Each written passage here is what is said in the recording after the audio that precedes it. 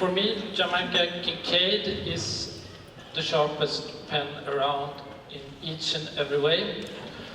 One of the few writers in my bookshelf that, for me, is equally good in fiction and non-fiction. We have also chosen Kaya Poi because she's an equally good reader as a writer. So we are so proud that they will have a conversation here på Världskulturmuseet under scener och samtal. Thank you very much. Kayo, Jamaica, the stage is yours. Thank you.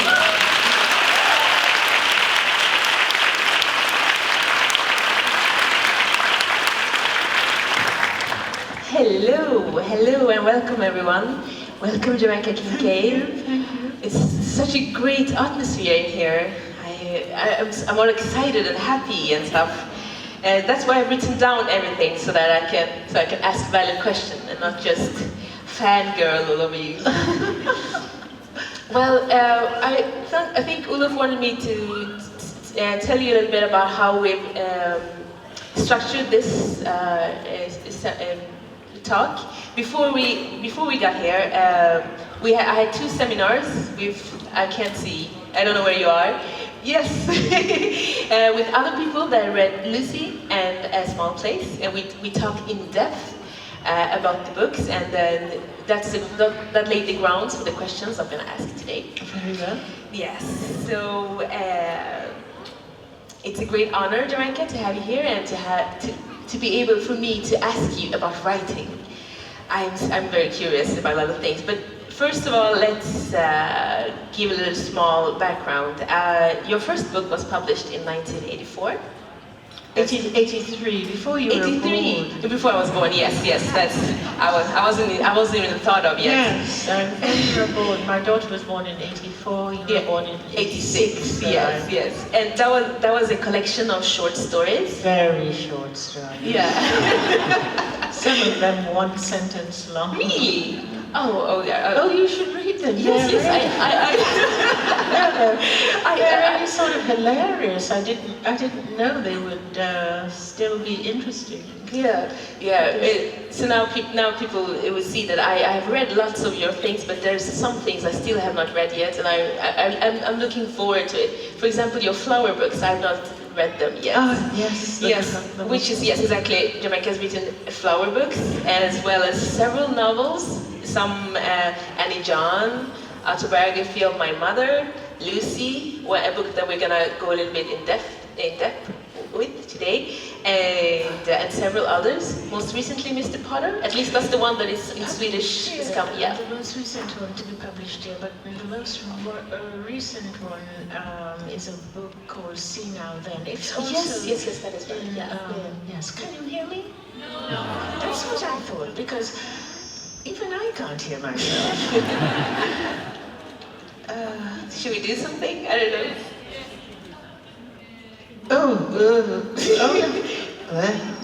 Now you can hear me too much? All right. Okay. But you've also written essays, such as A Small Place. Yes. Which is a very, very wonderful read. So looking at your entire, very versatile bibliography, would you say that your writing is defined or uses several themes, like reoccurring themes? Probably, yes. I mean, I don't see I wouldn't really have any reason to be a writer other than to explore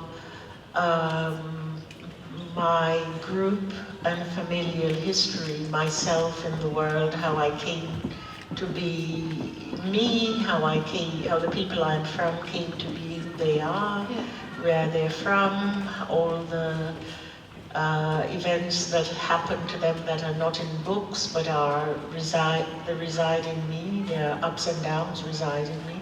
I wouldn't have any reason to be a writer other than that, and And it makes me, in some ways, different from,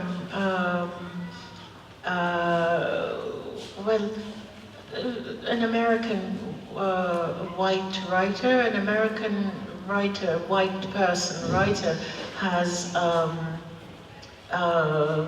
they imagine things, but it's a lot of silliness. You know, people are,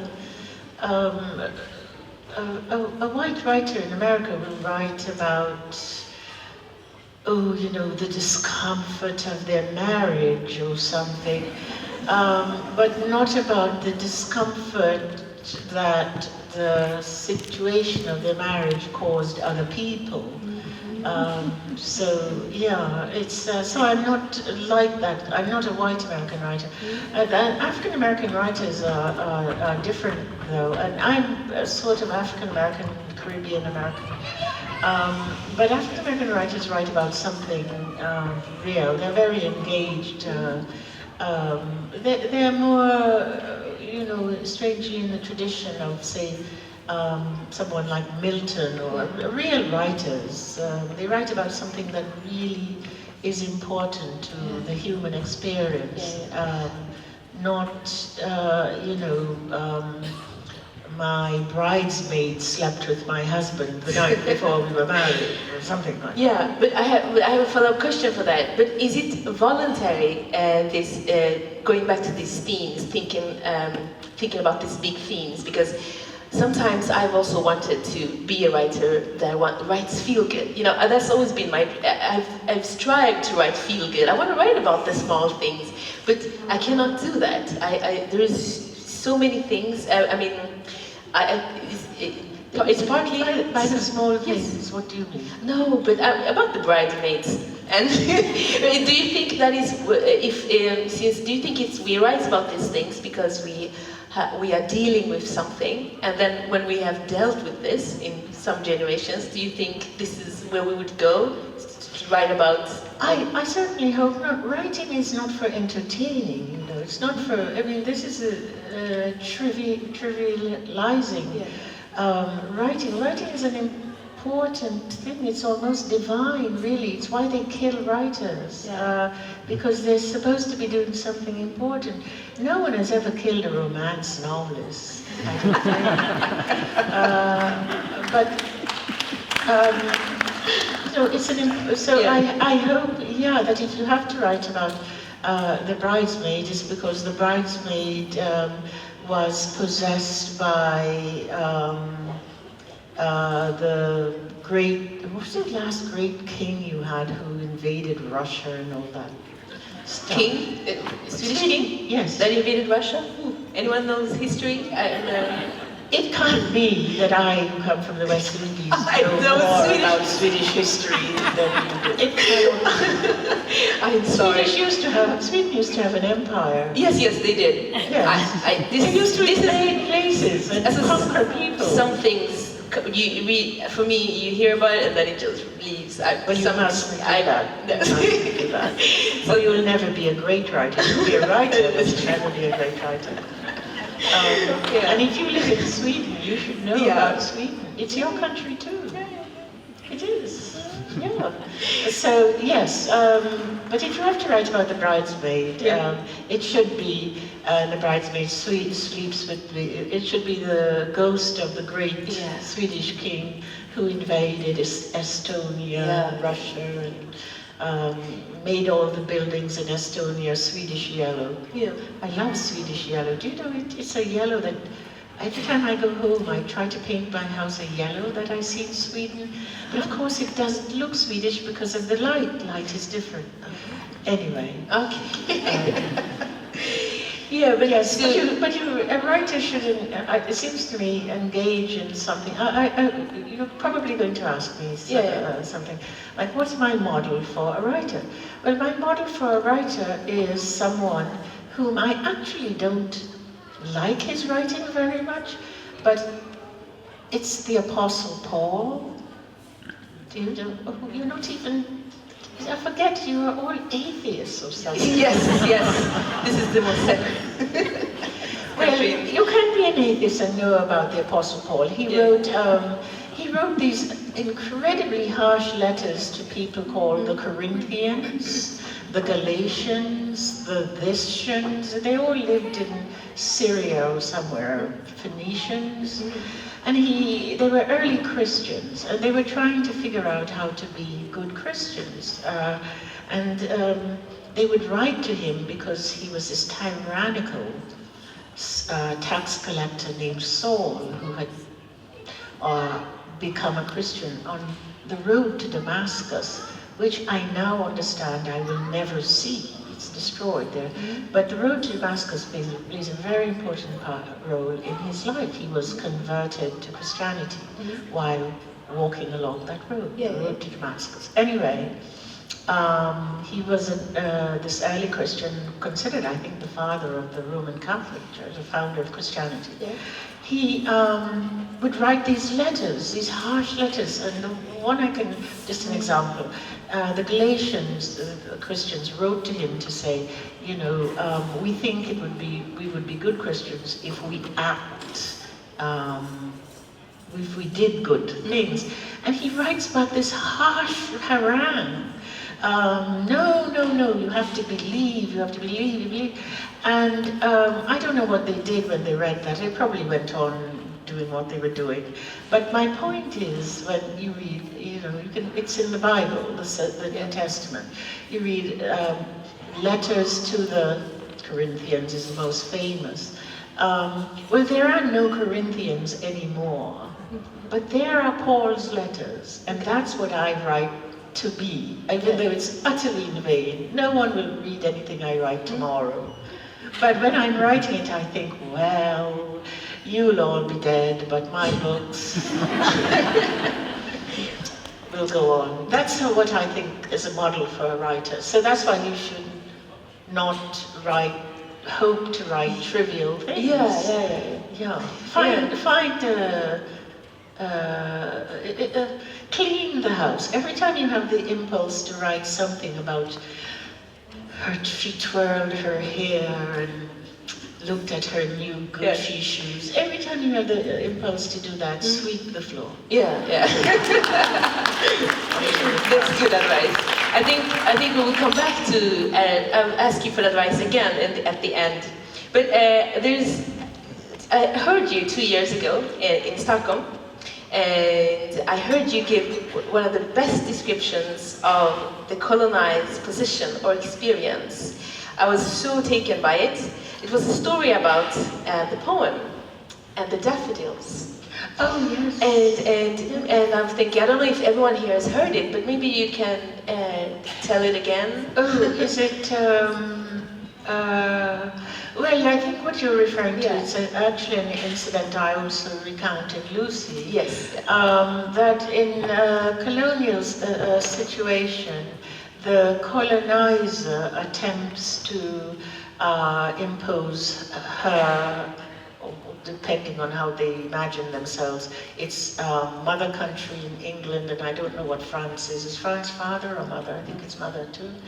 And but there's fatherland, motherland. In any case, in the Anglo world, England is our mother country, and the educating people in the colonial world, in the colonized world, would be an education which was actually quite interesting. The design of it, it was meant to impress on us the greatness of England, or Great Britain. So of course they would be wonderful things. We knew Shakespeare, Spencer, lots of Elizabethan literature. I, for instance, had to copy books 1 and 2 of Paradise Lost as a punishment when I was 7 years of age. So they were, Paradise Lost is great. It's one of my favorite books, but not as a punishment. In any case, one of the things across the English, Anglo-speaking colonized world, the curriculum would include all of us in the Caribbean, Africa, India, memorizing a poem by William Wordsworth called I Wandered Lonely as a Cloud. I Wandered Lonely as a Cloud is about the poet coming on some daffodils along a stream, and the beauty of the daffodils, as he says, swaying and dancing in the breeze. And you have daffodils here, you know how beautiful they are, and he's very moved by that. So we had to memorize this poem, but of course none of us would ever see a daffodil. And so you would have to take to heart and to memory something that you would never see and identify with it, because the daffodil is a very significant thing in the English imagination. But we were not English. Yeah. We were. Exactly. So at some point in my life I decided, as a child actually, decided I hated the poem, I will never recite it, and I even could make myself forget it. Yeah. Then one day, as I became a gardener, I never planted daffodils, and this is the sort of thing that would haunt me. You know, every time I'm in the garden, not planting daffodils became as important as planting daffodils has become to me now. Because I then decided, the poet says, 10,000 saw I at a glance. This is beautiful. 10,000 saw I at a glance. And one day I decided that it wasn't Wordsworth's fault, but it wasn't the daffodils' fault that oppressed me. It was the villainous colonizer, the British people. And so I proceeded over the years to plant at least 10,000 daffodils on my lawn. Yeah. And I have more than 10,000 now. Each year I add 1,000 or two. It's all over. I have maybe an acre. Wow. So my house is just surrounded by daffodils. And every year when they're in bloom, I recite the poem. And it's my way of redeeming something evil that was done to me. I am wondering about that, because, sorry, I didn't mean to interrupt you. Go on, please. No, because when I heard you say that, and because I've been thinking about this, and this position of having being colonized, or having a history of being colonized, I mean, is that you speak a language that has no words for your experience. You maybe pray to a god that doesn't look like you. You sing about landscape that you may never see. Yes. And I, because it's something I'm thinking about all the time, and I'm asking myself, what does this do to a person? And the second is okay, maybe you want to answer that first. What does this do to a person? Also, what does this do to a writing person? What becomes of that person's writing? Well, one thing it will do is give you something to write about, because you are thinking about it, which is what actually most white American writers do not do, is think about what has happened, because most white Americans imagine what has happened, they've benefited from it, so why think about it? And they have benefited from it, but it means that some people have not benefited from it. And, you know, when you are comfortable and well off and so on, you're not in any way at all going to make yourself think about the discomfort in the world. So one thing it will do, or it should do, is give you something to write about. But I'm also thinking of your history, because I should tell you a little bit about Congolese origins, and now she's in Sweden, and I said, but do you think you live in, because her parents returned, is it all right to say that? Yes. And I thought, so will you go back to Congo, or are you Swedish? And I was wondering what that does to, how does that operate on an imagination like yours? Where do you center yourself? And I began to think that one of the things that perhaps the presence of someone like you does in a place like this is it begins to challenge not just the notion of national identity, but national imagination. Yes? Does that make sense? Yeah. So it must be scary for you guys here she comes. With your Congo Swedish imagination, it will change a lot. But the thing to remember, I think I'm a little off topic, but I'll just say it anyway. The thing to remember is how much Europeans have gone out into the world and changed other people's lives. And we didn't have a way to send you back in your little boat. Back.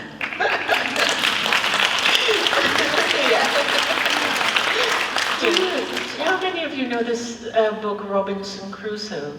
Oh yes, well, I just wrote an introduction to a new edition, and the first sentence is, "Dear Mr. Crusoe, please don't come."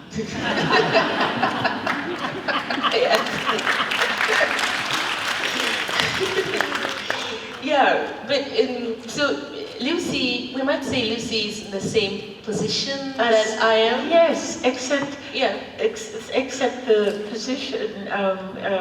Lucy's in America. Yes, and the American imagination is an American culture is very much formed by people who look like us. And it's I think one of the nagging irritation for Americans who do not look like us, white Americans, is that almost everything that's exceptional about America comes from people who look like us, including the notion of freedom. Remember, the people who wrote about American freedom were free people surrounded by unfree people. So they were using the experience of the unfree to speak freely, so to speak. Yeah, so that's the difference between us. I live in a country whose foundation is formed by people who look like me and who have a similar experience. You have a much harder road to though you have really nice looking people. Yeah, I mean, I think there are challenges and there are also opportunities. Yes, in it, because I feel there's also a how do you say, a wish and an interest, and which is probably why I'm here, sitting and have written a book and people are reading it. But you all benefit so much. You'll be broader for hugging here. It's true. If she wasn't here, you would go out and look for her. Yeah, but so I wanted to get into Lucy because I wanted to ask you a question about Lucy. It was published in 1990 for you who don't know, and it follows a character that migrates to America to work as an au pair, and she's leaving her childhood. And ahead of her is some sort of evolution or realization, new reality. And I wanted to ask you what awaits Lucy, but I don't know, maybe you have already answered that. What awaits her? Well, what awaited her, as unknown to her, was me. But I mean, the story of Lucy very much mirrors my autobiography. And something that's misunderstood or elided over or ignored in a reading of Lucy is that she didn't migrate to America. Her parents sent her to work to support their growing family. And it's a tradition that people who come from large families, the older child is sacrificed for the mistakes their parents made, basically. So she's sent away and she's very angry. And if she had known the word depressed, she would have used it. If she had known she was depressed or suffering from mental collapse or something, she would have used it. But she doesn't know what's happened to her. And but she's a very has some wonderful gifts. One of them being the gift of resilience. It's if you find yourself a resilient person, protected, it's a good a good gene to have inherited. And she's very resilient, and she persists with her education on her own, unfamiliar with the world. She, for instance, had never read a piece of literature written in the 20th century, and she was born in 1949, but though she was a great reader, her literary education, ended with Rudyard Kipling. So she's this incredibly brilliant, vivid person who's been, an attempt really has been made to kill her, kill her spiritual, emotional life, and she rescues herself by writing. And of course, the first thing she writes is her own name, which is very significant. To name something, I was just talking about this earlier today, to name something is to claim it, is to possess it. And so when she writes her name, she's possessing herself, but she immediately washes it away with tears. And that's how it ends. Yeah. That book ends, it's not how I end.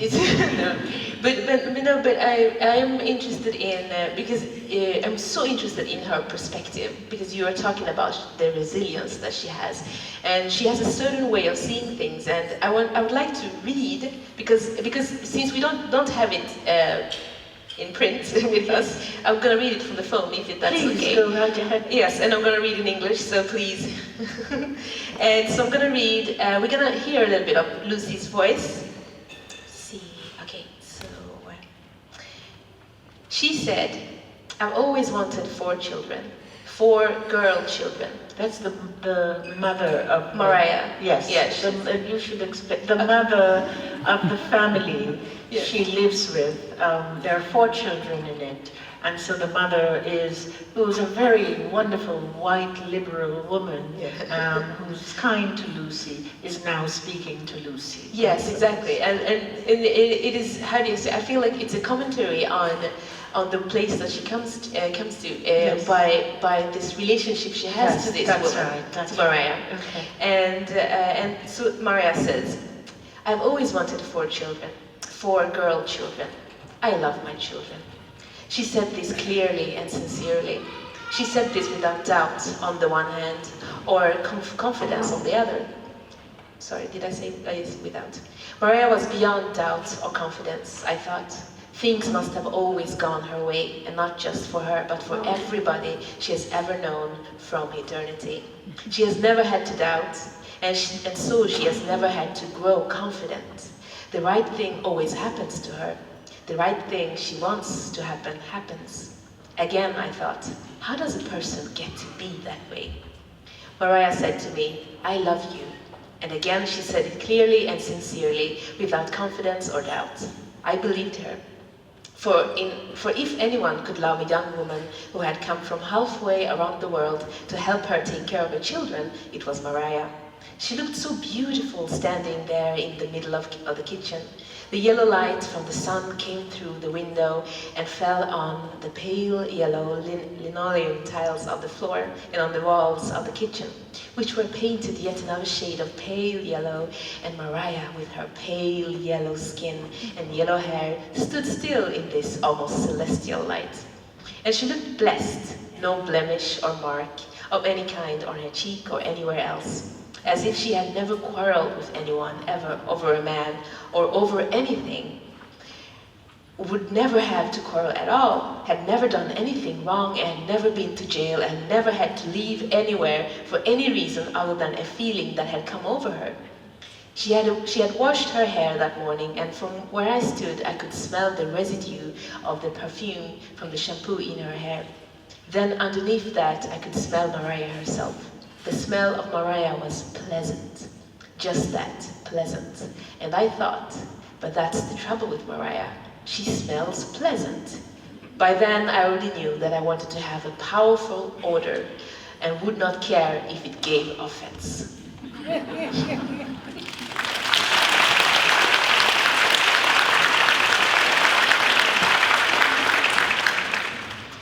And I wanted, and I have a theory about this, because I think, but I want to ask you, I don't want to put words in your mouth. So why does Lucy want to have a powerful order? Oh, it's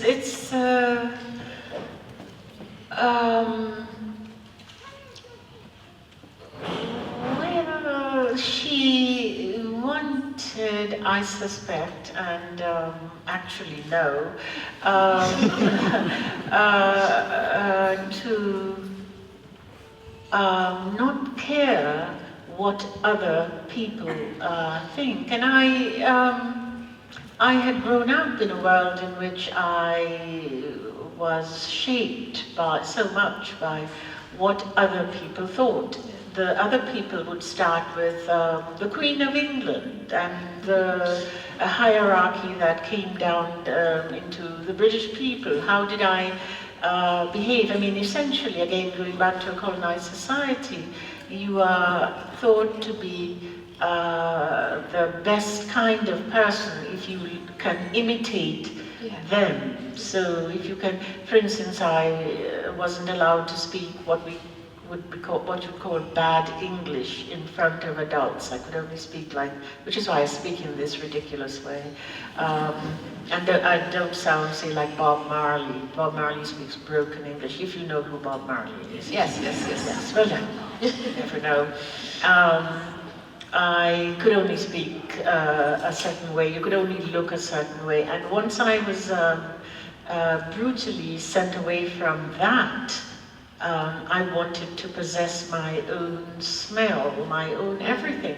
And actually, you know, as you were reading that, it made me remember that when I started to write, that I had that very same feeling of, I don't care who likes it, this is what my writing is going to be. And that feeling of not wanting the approval of authority, wanting the world I made for myself to have its own integrity, its own life, its own, whether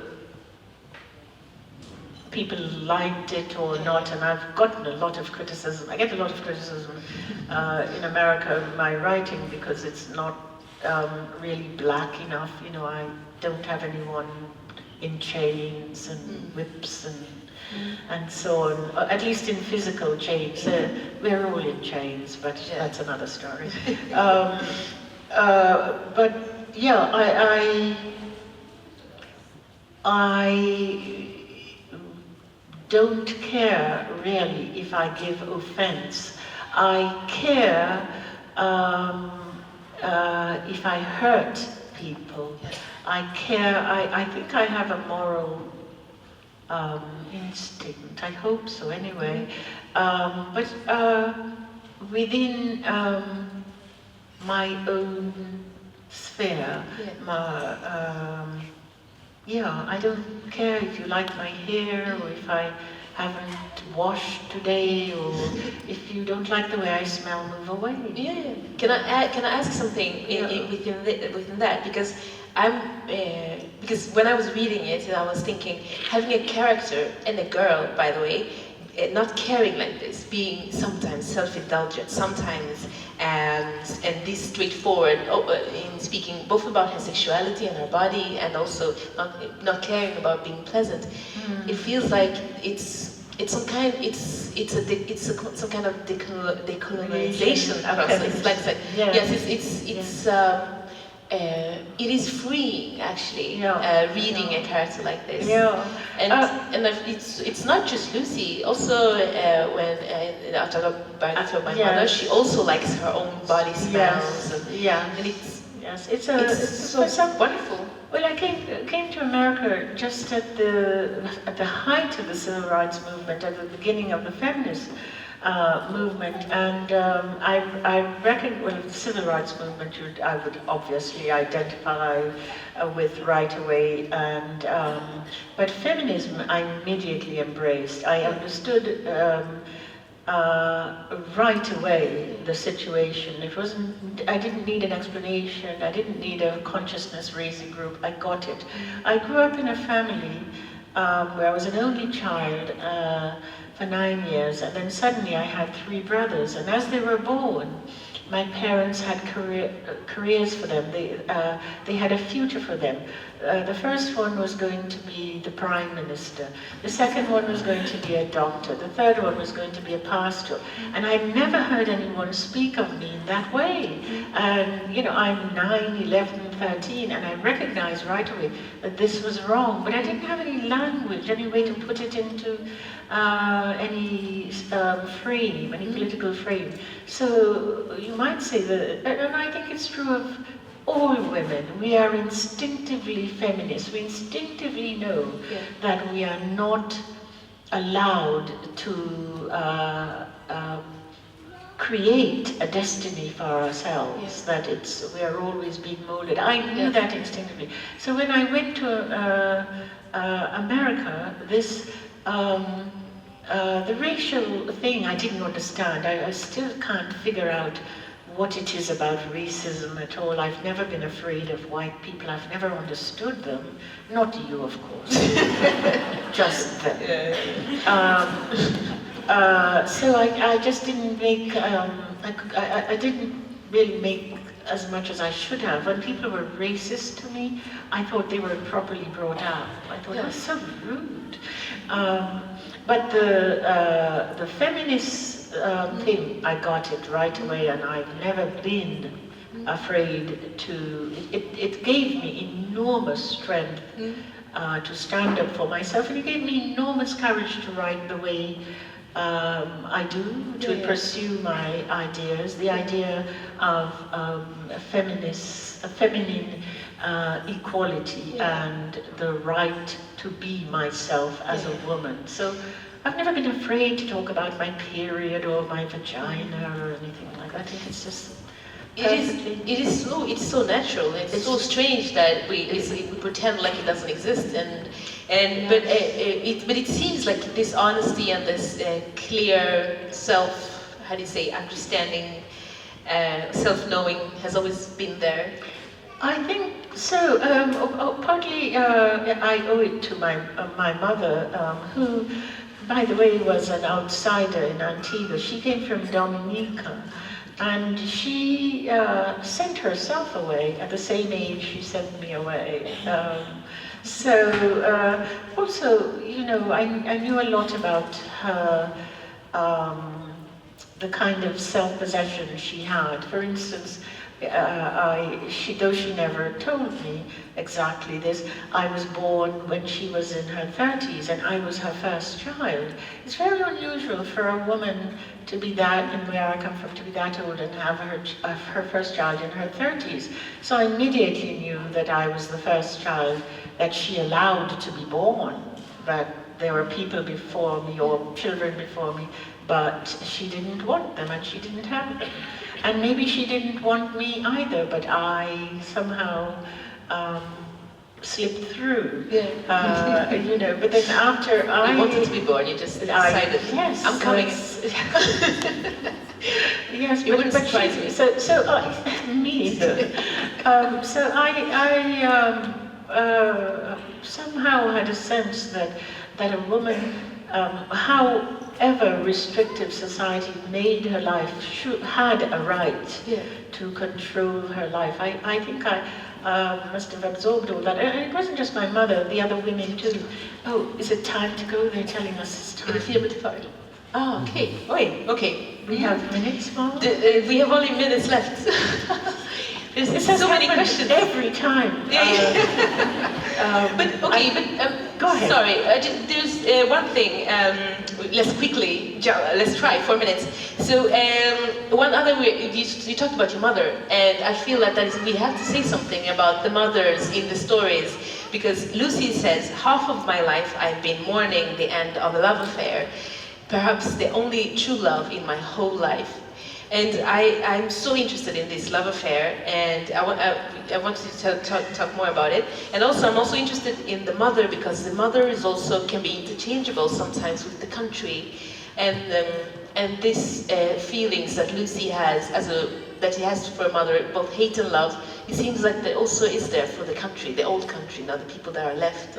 These are two questions in one. Okay, let me see if I can sort it out. The love affair she mentioned is the love affair Lucy imagines she has with her mother. I think at the time I wrote that, yes, I had been a mother of 2 children by then. But when I remember when my daughter was born, she was my first child, I remember looking at her and thinking, oh my God, I fell in love with her, and I came to, in my view, came to understand that all the other love were imitations of this feeling I had for my child.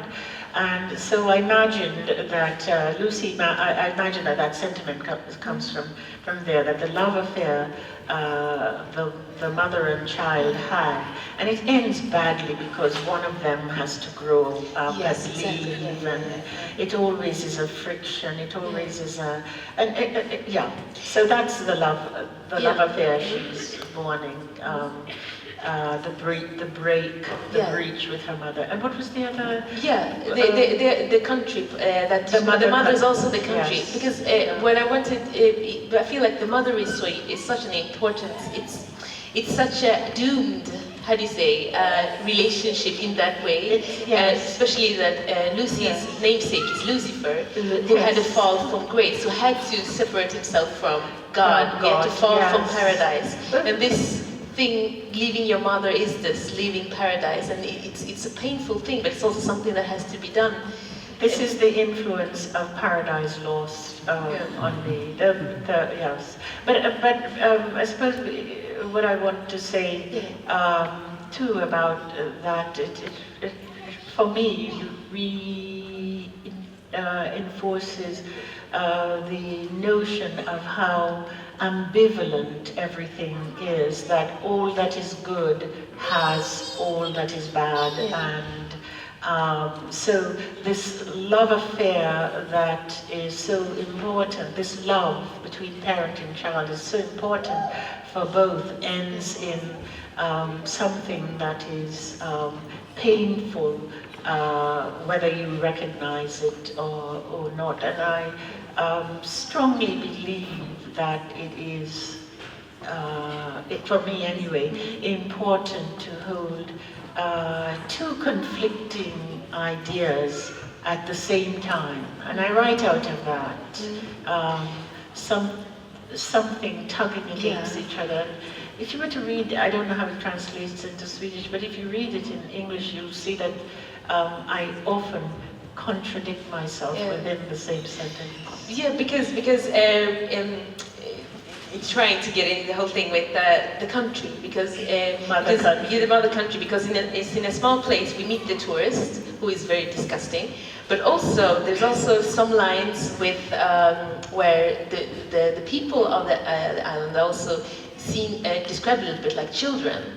And this conflicting, when hate and love is interchangeable. You can see that also in a small place, and also in Lucy. And my question with that will be, how come this happened? This betrayal? Is it inevitable? Is it how love works? Both parts are there. Yes, both parts are there, and that's one of the. As you get older, the surprising, not surprising, but the reality of both things, love and the more someone tells you they love you, you have to look closely and see where the other side of it is, because it's there. It's never one thing, and I suppose the great tension in every life is how to manage. Because you often just want to just kill someone, but you want them to get up again. And then go on with I just wish I could run over that pedestrian who's in the way of my car. I mean, it's just, anyway. But you said something quickly, she said something about the tourists. I wanted to say, because I know many of you like to go to these places for you're in winter, a day like today, you're thinking of a beach in Thailand, or wherever it is you go. And so when you read the book A Small Place, you think it seems to be anti-tourist. I'm not anti-tourist. We are all tourists in some way or the other. But when you go to a place like Antigua, you go there to forget who you are. Yeah. When you go to Paris, you go to Paris to remember and broaden yourself. And that's what I mean about the way to be a tourist. So when you go to the place to forget the wonderful homes you have in Sweden and healthcare and nice teeth and everything, when you go to those places, it's the thing I feel, I suppose I am against is the way we forget that the people living in these places are human beings and have lives of not only poverty, but have lives of existential despair too. They're humans. Yeah. I think we have to end, unfortunately. Thank you so much, Ryan.